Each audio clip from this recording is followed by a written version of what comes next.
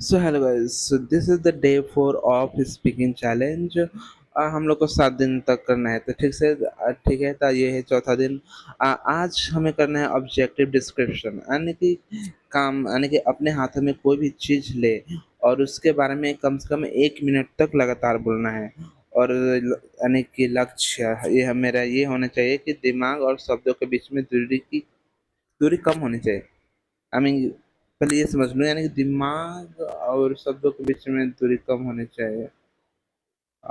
हाँ, okay. Okay, what ever it is.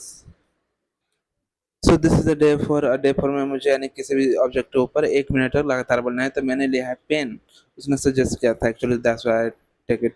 तो ये है पेन, जिससे हम यानी कि लिखते हैं अपनी तकदीर। और पहले तो हम लिखते हैं अपने एग्जाम। पहले तो लिखते हैं जो लिखवाया जाता है क्लास में।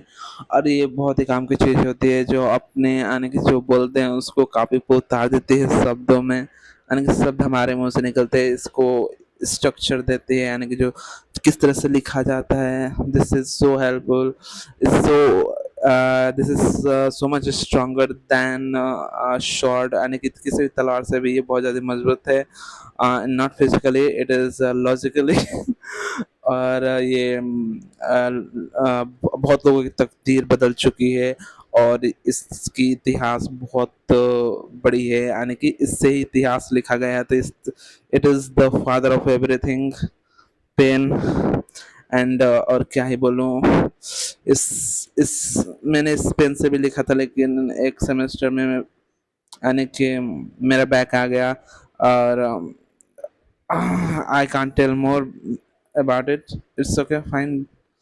और इस पेन से हमें बहुत ज़्यादा असाइनमेंट लिखने को दिया जाता है। ये पेन है, इसी वजह से हमें असाइनमेंट बहुत ज़्यादा लिखने को पड़ता है।